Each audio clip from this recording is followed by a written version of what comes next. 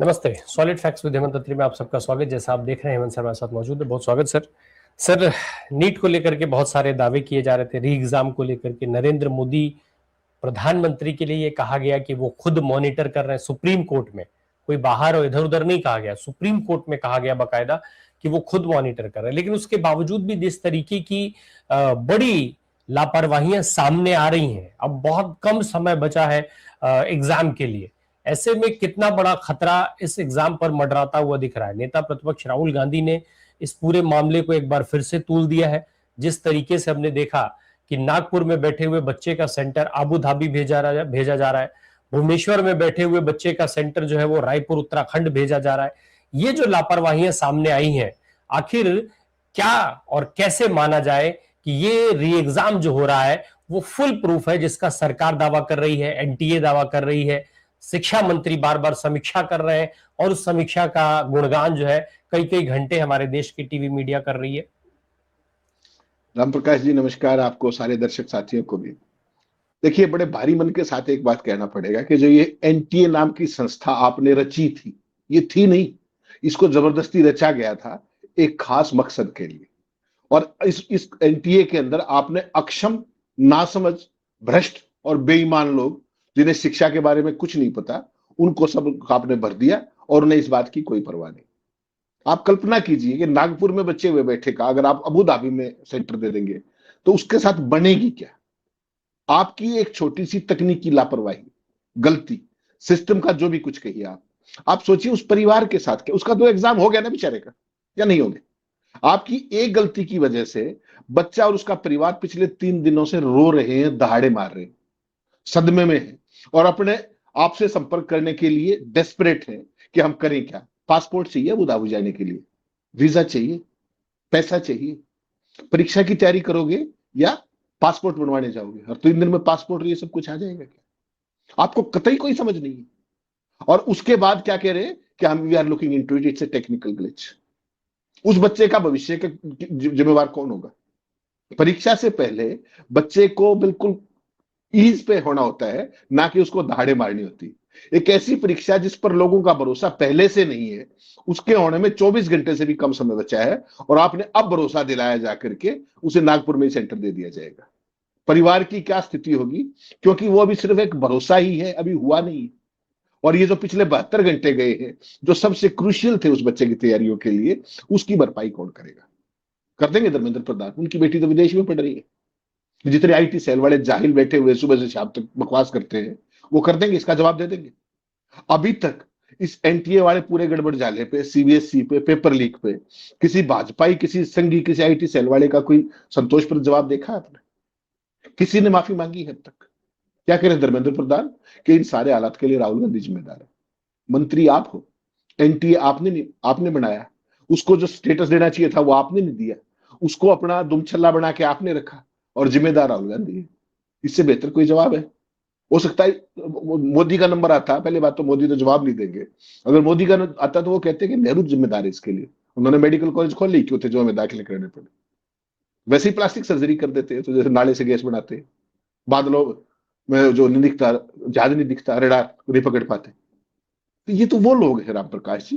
तो दिशाहीन और भ्रष्ट सरकार ने नीट के प्रश्न पत्र पहुंचाने के लिए वायुसेना को तैनात किया है, और एक और से भी बड़ा बेवकूफी भरा कदम उठाया, टेलीग्राम पर बैन लगा दिया। पिछले 4 दिन से बच्चों की हालत देख लीजिए आप।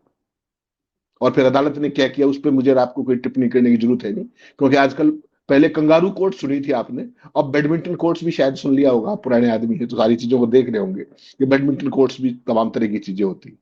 लेकिन महाराष्ट्र के नागपुर के इस छात्र को परीक्षा केंद्र में अबू धाबी दे करके इस सरकार की एजेंसियों ने बता दिया कि उनकी अक्षमता का कोई पैमाना है ही नहीं, वो किसी भी लेवल तक जा सकते हैं।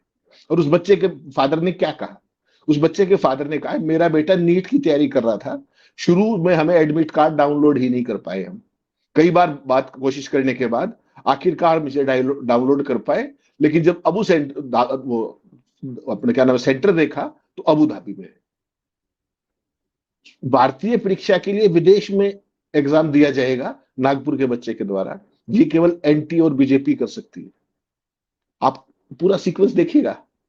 क्वेश्चन पेपर लीक नहीं रोक पाए, क्वेश्चन पेपर पहुंचाने के लिए इंडियन एयरफोर्स की मदद लेंगे, टेलीग्राम पर बैन लगा देंगे, लेकिन जवाबदेही तय नहीं करेंगे।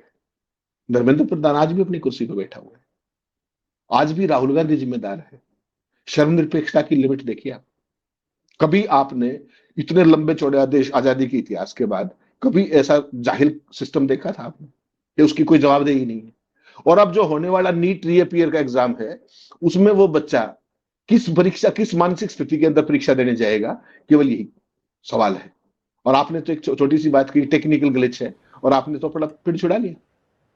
उस बच्चे के भविष्य को बर्बाद करने के लिए जिम्मेदार कौन है, इसके लिए सर, राहुल गांधी अगर बच्चों के साथ संवाद करने कोटा पहुंचते हैं, उसके बाद जिस तरीके का हमने मिशन देखा, सुधांशु त्रिवेदी जैसा आदमी आता है, प्रेस कॉन्फ्रेंस करता है, वो ये कहता है कि राहुल गांधी बच्चों को डिस्ट्रैक्ट कर रहे हैं, डिस्टर्ब कर रहे हैं, एग्जाम के पहले के 72 घंटे बहुत महत्वपूर्ण होते हैं, बहुत क्रूशियल होते हैं, जिसका जिक्र आपने भी किया। तो सवाल ये उठता है कि क्या राहुल गांधी का संवाद बच्चों को डिस्ट्रैक्ट कर रहा है, तनाव दे रहा है, मानसिक दबाव दे रहा है? लेकिन इस तरीके की जो लापरवाहियां हैं, इस तरीके का जो खबरें हैं, क्या उससे बच्चे मोटिवेट होते हैं? जिस बच्चे का केंद्र जो है अबू धाबी भेज दिया गया हो, क्या वो बच्चा इससे मोटिवेट हुआ होगा? तनाव उसको नहीं हुआ होगा? देखिए, मैं तो ये कहता हूं, धर्मेंद्र प्रधान के भी तो बच्चे हैं। क्या उन्होंने अपने अंदर कभी झांक के देखा है कि अगर इस बच्चे की जगह उनका बच्चा होता तो? और सरकार और खासतौर पर शिक्षा मंत्री बच्चों की प्रॉब्लम ही नहीं समझ पा रहे हैं, वो समझना ही नहीं चाहते। आपने टेक्निकल ग्लिच कह के मामला दफा दफा कर दिया, आप रिवाइज भी कर देंगे, उसके वो 72 घंटे कौन देगा? सवाल तो ये है। बेसिकली एनटीए के लिए हो सकता है कि ये मैच टेक्निकल गड़बड़ी हो, लेकिन इससे छात्र को कितना नुकसान हुआ, उनकी मनस्थिति कहां पहुंची, उसके परिवार की क्या हालत हुई, प्रधानमंत्री जी कभी तो चिंता कर लीजिए इस बात की, कभी तो किसी चीज में हस्तक्षेप कर लीजिए। या केवल कोर्ट में जाकर के दांत फाड़ के कह देंगे कि नहीं, प्रधानमंत्री खुद सुपरवाइज कर रहे हैं। प्रधानमंत्री का काम परीक्षा कराना रह गया है, फिर ये कैबिनेट किस लिए? हटाओ इनको, सबको घर भेजो। एनटी की क्या जरूरत है फिर? चाइना ने क्या किया आपको पता है? चाइना का जो दिल्ली दूतावास है, उसने बाकायदा ट्वीट करके दिखाया कि हमने दुनिया की सबसे बड़ी परीक्षा, जिसमें करोड़ों बच्चे बैठते हैं, हमने 3 दिन के अंदर करके दिखाई, और दिल्ली में ट्वीट किया। चाइना एम्बेसी दिल्ली में सरकार को आईना दिखा रही थी, और हमारे वाले टेलीग्राम पे बैन लगा रहे थे। वो टेलीग्राम जिससे बच्चे तैयारी करते हैं, नोट्स एक्सचेंज करते हैं, सारी चीज। तो ये सरकार बच्चों को पढ़ाना चाहती है या उनको अनपढ़ रखना चाहती है? प्रायोरिटी तो इस बात की आएगी ना। और राहुल गांधी जब कार्यक्रम करने गए तो उसका कोई जवाब तो है नहीं कि एनटीए की नाकामियां क्या है, ये सारा गड़बड़ झाला क्यों है, पेपर लीक क्यों होते हैं, 12 साल में 89 एग्जाम कैसे लीक हुए, उनका जवाब नहीं। तो क्या कहना शुरू किया प्रवक्ताओं ने, सारे पोमेरियंस ने, कि परीक्षा से 3 दिन 4 दिन पहले इस तरह का कार्यक्रम करना बच्चों को डिस्ट्रैक्ट करने का है, रीपियर एग्जाम हो रहा है। मेरा सवाल उस दिन भी यही था, आज भी यही है, कि ये दोबारा एग्जाम हो क्यों रहा है नीट का? इसके लिए दोषी कौन है? पहले इसका दोष तो सिर्फ तय कर दो। वो तय नहीं करेंगे, राहुल गांधी जिम्मेदार है। और राहुल गांधी ने आज उसका बाकायदा माकूल जवाब दिया है। वो पूरे का पूरा ट्वीट जरूर दिखा दीजिएगा दर्शकों को, ताकि क्लियर रहे कि पूरी परिस्थिति है क्या। क्या कहते हैं राहुल गांधी, मैं कोट कर रहा हूं, नागपुर का एक बच्चा 1 महीने से नीट री एग्जाम की तैयारी कर रहा था। कल परीक्षा से ठीक 1 दिन पहले उसने एडमिट कार्ड डाउनलोड किया, उसका सेंटर निकला अबू धाबी। ना पासपोर्ट है, ना परिवार के पास विदेश भेजने के पैसे हैं, ना कोई अब वक्त बचा है। वो रात भर रोता रहा और परीक्षा देने से ही मना कर रहा है। क्या इस तनाव की कल्पना भी की जा सकती है? आखिर ऐसा हुआ भी कैसे? कल किसी भी छात्र को सेंटर तक न पहुंच पाने की शिकायत नहीं होनी चाहिए। एनटीए असल में देश के बच्चों और उनके माता पिता का सिर्फ धीरज टेस्ट कर रही है। कितनी महत्वपूर्ण बात कही। जो सिस्टम एक बच्चे को अपने ही शहर में एक सेंटर तक नहीं दे सकता, उल्टा विदेश भेज सकता है, उसे परीक्षा करवाने का कोई हक नहीं है। 100% जायज बात है, मैं सहमत हूं इससे। कोटा में मैंने यही कहा था, यह अब शिक्षा व्यवस्था नहीं रही, यह एक पूरी पीढ़ी के पैसे, समय और मानसिक शांति की वसूली है। हमारे बच्चों के भविष्य के साथ जुआ खेलना बंद कीजिए। वो एक संवेदनशील, जिम्मेदार और जवाबदेह शिक्षा व्यवस्था और परीक्षा के अधिकारी हैं, और हम उन्हें ये दिलवा कर रहेंगे। ये है leader of opposition Rahul Gandhi का रिजॉल्व। और सरकार का रिजॉल्व क्या है, वो आपने देख लिया कि टेक्निकल ग्लिच होगी, इसको हम ठीक कर देंगे। ये फर्क है पढ़े लिखे का और कुपड़ का। एक व्यक्ति जो कंसर्न्ड है और एक व्यक्ति जो सत्ता के मद में चूर है। मैं तो हैरान रहेगा जब मैंने ये सुना धर्मेंद्र प्रधान का, उस दिन वो बाइट देखा होगा आपने, कि जिम्मेदारी लेने की बजाय राहुल गांधी के ऊपर आरोप लगा रहा था वो व्यक्ति। और वो आज भी कैबिनेट में बना हुआ है। तो राजनाथ ने जो कहा था कि हमारे यहाँ इस्तीफे नहीं होते, वो तो प्रूव कर दिया ना मोदी जी ने कि देश बर्बाद हो जाए 100 बार। युवाओं को क्या बता रहे थे? परीक्षा पे चर्चा करते हैं जिसकी खुद की डिग्री नहीं पता, एग्जाम वॉरियर्स लिखते हैं, वॉरियर की स्पेलिंग नहीं पता होगी। I can challenge. जो ट्रंप को बायलैटरल मीटिंग के अंदर 6 बार हिज एक्सीलेंसी कहता हूं और जिसका इंटरप्रेटर उसको मिस्टर प्रेसिडेंट कहता हूं, आप समझ लीजिए उस देश की क्या गत होती होगी पूरी दुनिया में। तो हम तो हंसी के पात्र है राम प्रकाश जी, हमारे कुछ समझ में नहीं आता। वो हमें मॉक कर रहा है, वो हमारी खिल्ली उड़ा रहा है, पूरी दुनिया के कैमरे लगे हुए हैं। और आपके क्या कह रहे हैं पोमेरियन कि मोदी से थर थर कांप रहे थे ट्रंप। तो उस देश का क्या होगा? आप झूठ के विश्वगुरु हैं, मक्कारी के विश्वगुरु हैं, भय के विश्वगुरु हैं, भ्रम के विश्वगुरु हैं, बड़े रहिए। आप वर्टिकल डिवाइड करके सोसाइटी को विश्व नहीं विश्व गुरु है, विश्व गुरु। Poison, that's what are you are injecting into the annals of this country. This youth जिसके बेचारे के अंदर इतनी एनर्जी है, जिसकी सारी मेहनत है, जिसकी सारी तपस्या है, और उसके साथ कभी पेपर लीक हो जाता है, कभी री एग्जाम हो जाता है, और उसके लिए जिम्मेदार अपोजिशन होता है। ये कभी आपने सुना हो तो बता दीजिए।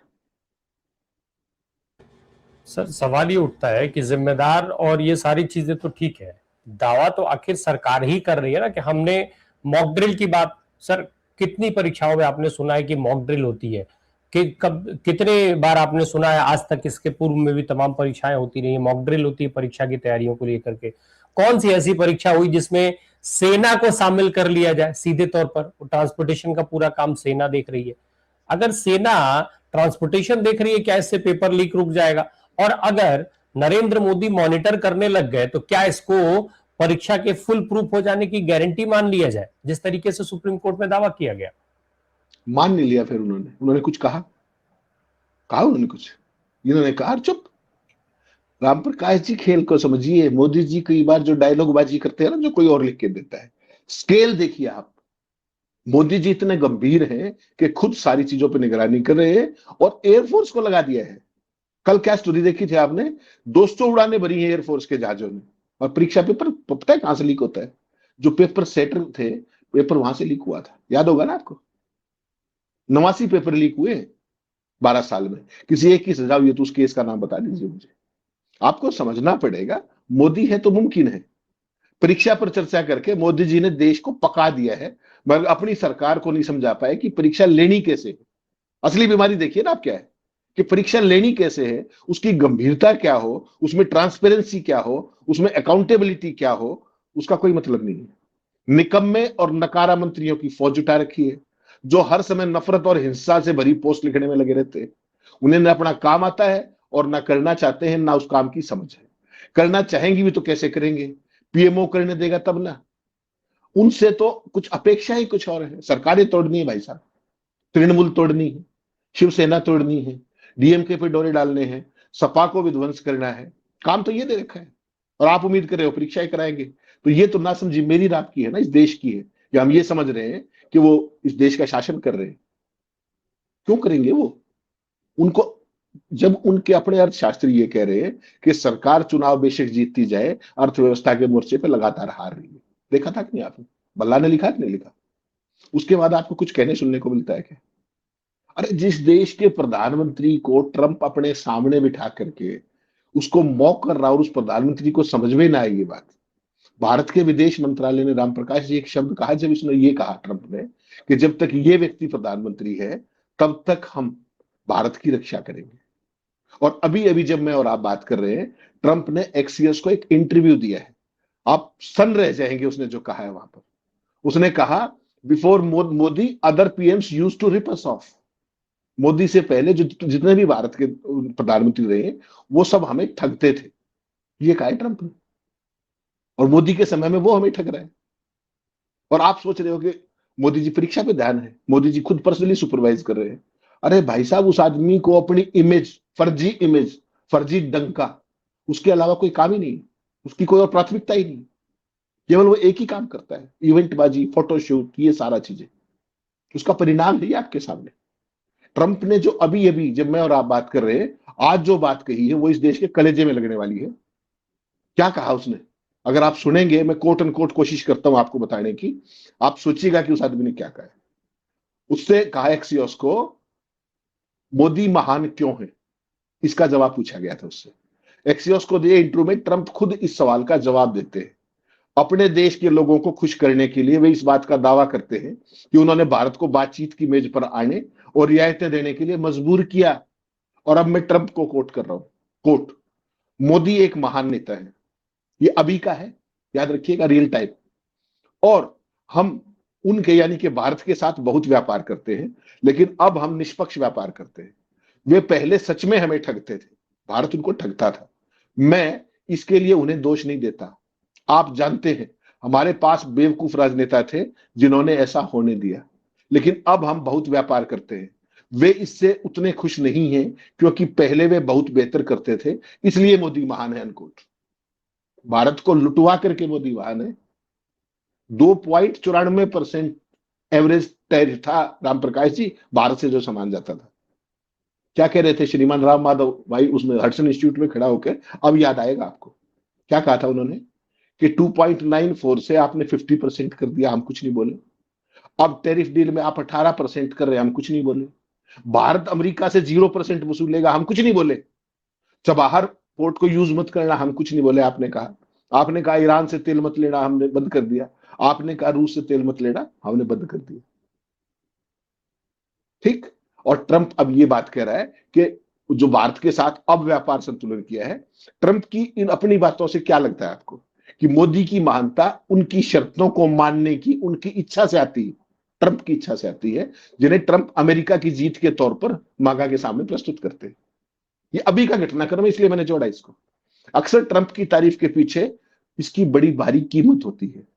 जब वो विदेशी नेताओं की तारीफ करता है तो आमतौर पर उसका मकसद उनकी जीत को नहीं बल्कि खुद की जीत को दिखाना होता है, अपनी लूट और डकैती की सफलता को दिखाना होता है। 2.94 से बढ़ा करके 18%, और आप उस आदमी को हिज एक्सीलेंसी कहते हो। और ये हमारा विश्वगुरु प्रधानमंत्री है जिसका डंका बजता है पूरी दुनिया के अंदर। वो इन बच्चों ये तो पर ध्यान देश देगा। को ये नहीं बताया गया ना सर, देश को तो यही बताया गया कि 50% से 18% हुआ। ये तो 2.94% कब था? मनमोहन सिंह जी के टाइम में। वो तो बोलते ही नहीं थे, वो तो डरते थे अमेरिका से। इनसे अमेरिका थर थर कांपता है। एज पर योर पोमेरियंस, जो सुबह से शाम तक इसकी छवि बढ़ाते हैं बैठ करके, वो पोमेरियन तो बताते हैं। 2.94 से 6 गुना हो जाना ये भारत की जीत है, तो इन कुपड़ों को मुबारक हो। भारत के बच्चों के साथ जो उसने गत की है, आपने ताजा घटनाक्रम देखा होगा, मेलोनी ने क्या ठोक के ट्रंप को जलील किया है, किया कि नहीं किया? क्या जवाब दिया है उसको कि ना इटली की प्रधानमंत्री झुकती है और ना इटली झुकता है, ना गिड़गिड़ाते हैं। और उसके बाद उनके विदेश मंत्री ने 21 और 22 की जो अमेरिका यात्रा थी उसको स्थगित कर दिया। आपको क्या क्या कहा उसने? हेल होल, नरक का द्वार, बर्बाद अर्थव्यवस्था, जब चाहूं मोदी का कैरियर खत्म कर दूं, कहा। भारत की महिलाएं यहां पर बच्चा टपकाने आती हैं। भारत के युवा जो सॉफ्टवेयर उसमें है, बिजनेस के अंदर है, अमेरिका के अंदर जो जॉब करते हैं, वो लैपटॉप वाले आतंकी हैं। ये शब्द कहे उसने। आपके बच्चों को हथकड़ियों और बेड़ियों में भेजा उसने। आपके मुंह से दो शब्द निकले। उसने भारत और पाकिस्तान का जो ऑपरेशन सिंदूर था उसको एक तरफा ढंग से ट्वीट करके बंद करने की घोषणा की। आपके मुंह से एक शब्द निकला। 83 टाइम्स ये क्लेम्ड, और परसों मोदी जी के वो तो सामने उसने कहा। सामने भी बैठा के यही कहा, सबसे पहला युद्ध रुकवाने की बात उसने यही की। उसने कहा 8 युद्ध रुकवा चुका हूं। मोदी जी के मुंह से एक शब्द नहीं निकला। जो आदमी हिंदी मातृभाषा भी पढ़ के पर्ची से बोलता हो, उस आदमी का वो ट्रंप को जवाब देगा? आपको ऐसा लगता है? आप कह रहे थे विदेश मंत्रालय, अरे साहब सब इनके पीआर का एक इंस्ट्रूमेंट है। इसके अलावा कोई मंत्रालय कुछ नहीं बचा है। धर्मेंद्र प्रधान क्या करेगा? जिस एनटीए का ऑडिट होना चाहिए, जो संसद के प्रति जवाबदेही होना चाहिए, उसका क्या किया? उसको प्राइवेट संस्था बना दिया। किसी के प्रति कोई जवाबदेही नहीं, घूमते रहिए आप कहीं भी। जब बुलाया एनटीए के चीफ को संसद की कमेटी ने, क्या बोला कि हमारा पेपर लीक नहीं हुआ, कुछ क्वेश्चंस वो बाहर आ गए थे और हम लीक तब मानेंगे जब सीबीआई कहेगी। और वो आदमी आज भी एनटीए का चीफ है। वो शिक्षा मंत्री आज भी धर्मेंद्र प्रधान है इस देश के अंदर। और कोर्ट में जाके क्या कहा कि साहब प्रधानमंत्री खुद इसकी देखरेख कर रहे हैं। पूरी दुनिया में आपने कभी सुना हो इस? तो मोदी जी ने स्केल बढ़ा दिया, नौटंकी बढ़ा दी। आपने कहा कि मॉक ड्रिल, ये किसी भी चीज की मॉक ड्रिल कर सकते हैं राम प्रकाश जी। नौटंकी में मजा आता है ना, फोटो ऑप होती है। कल सारे अखबारों में खबर छपेगी कि पूरे देश में मॉक ड्रिल की गई। ये केवल नौटंकी है, इसके अलावा कुछ भी नहीं।